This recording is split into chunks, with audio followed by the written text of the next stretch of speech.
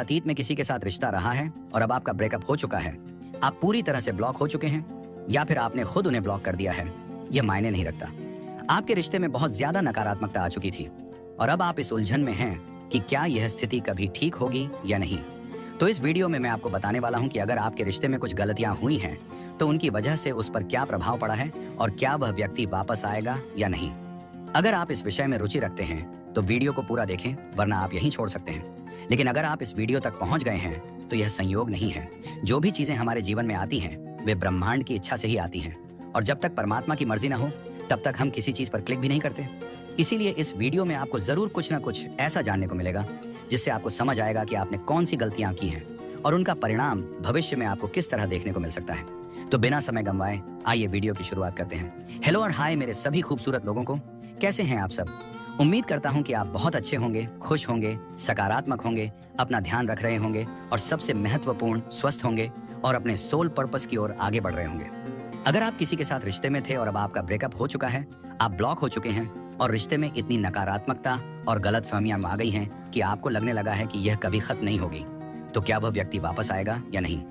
इस सवाल का जवाब हम इस वीडियो में विस्तार से समझने वाले हैं। अगर आप इस टॉपिक में रुचि रखते हैं तो वीडियो को अंत तक जरूर देखें, और अगर आप हमारे चैनल पर नए हैं तो सब्सक्राइब करें और बेल आइकन को ऑल पर सेट करें, ताकि जब भी मैं कोई नई वीडियो अपलोड करूं या रिलेशनशिप से जुड़ा कोई महत्वपूर्ण अपडेट शेयर करूं तो आपको उसकी जानकारी सबसे पहले मिले और आप उसका लाभ उठा सकें।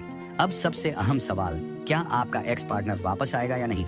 अगर आपके रिश्ते में बहुत ज्यादा नकारात्मकता थी, हालात बेहद खराब थे, तो सबसे पहले आपको अपनी गलतियों को समझना होगा।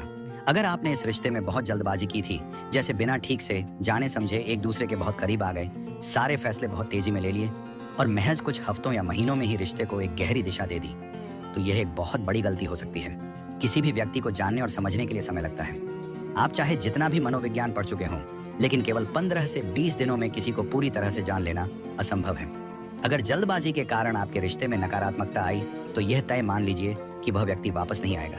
हालांकि अगर उसके मन में अभी भी आपकी कुछ अच्छी यादें बची हुई हैं और वह आपको वाकई में एक अच्छा इंसान मानता है, तो एक छोटी सी संभावना हो सकती है कि वह वापस आए। लेकिन अगर आप उसके पीछे भाग रहे हैं, वह आपको इग्नोर कर रहा है, आपकी बेइज्जती कर रहा है, आपको गालियां दे रहा है या बार बार ब्लॉक कर रहा है और फिर भी आप उम्मीद लगाए बैठे हैं, तो आप बहुत बड़ी गलती कर रहे हैं। अगर आप इस स्थिति को और खींचते रहेंगे तो आप सिर्फ उसकी नजरों में ही नहीं बल्कि अपनी नजरों में भी गिरते चले जाएंगे, और एक समय ऐसा आएगा जब आपको खुद पर अफसोस होगा कि आप अपने आत्मसम्मान को क्यों खो रहे हैं। इसीलिए ऐसी स्थिति से बाहर निकलने का सबसे अच्छा तरीका है खुद की हीलिंग करें, अपने व्यक्तित्व पर काम करें, अपने ज्ञान और कौशल को बढ़ाएं और जीवन में आगे बढ़ें। खुद को इतना मजबूत बनाएं कि आपको किसी और के सहारे की जरूरत ही न पड़े। याद रखें, जो आपका होगा वह किसी भी हाल में आपके पास लौट कर आएगा, और जो नहीं होगा उसके पीछे भागने का कोई फायदा नहीं। इसीलिए खुद को संभालिए, आत्मसम्मान बनाए रखिए और एक नई शुरुआत की ओर बढ़िए। अगर आपने अपने रिश्ते में हमेशा हर बात पर हाँ हाँ या यस यस किया है, चाहे वह सही हो या गलत, तो यह भी एक बड़ी गलती हो सकती है। रिलेशनशिप में नकारात्मकता आने के कई कारण हो सकते हैं, थर्ड पार्टी सिचुएशन, गलतफहमियां या अन्य कोई वजह।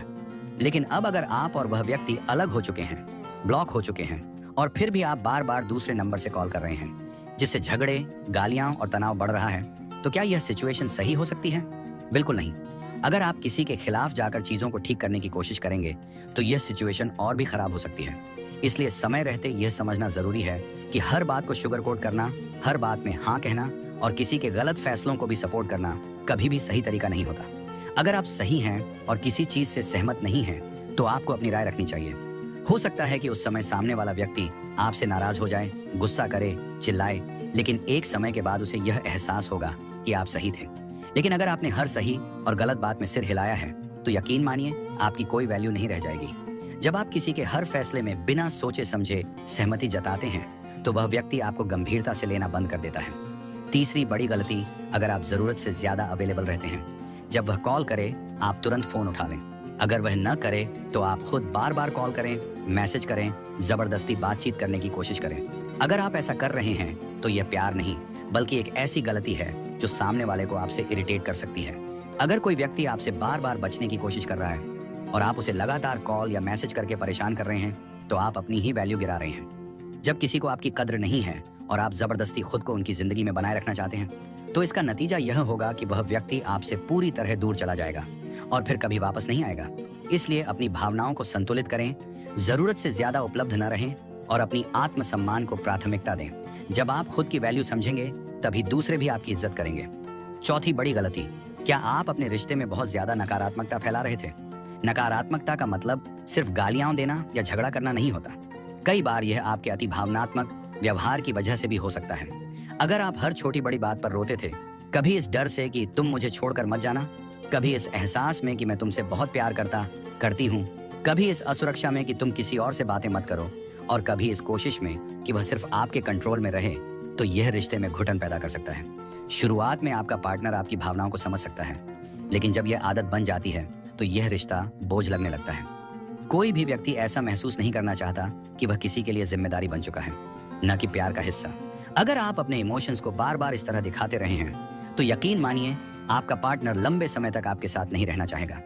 क्या आप इस वीडियो से जुड़े महसूस कर रहे हैं? अगर हाँ, तो नीचे कमेंट करके बताइए कि आपको यह वीडियो कैसी लगी। और अगर आप चाहते हैं कि मैं इस टॉपिक पर और डिटेल में बात करूं कि रिश्ते में आपको क्या करना चाहिए, किन गलतियों से बचना चाहिए और कैसे एक हेल्दी रिलेशनशिप बनाई जा सकती है, तो मुझे जरूर बताइए। जब आप ज्यादा से ज्यादा कमेंट करेंगे तभी मैं इस पर एक और गहरी वीडियो लेकर आऊंगा।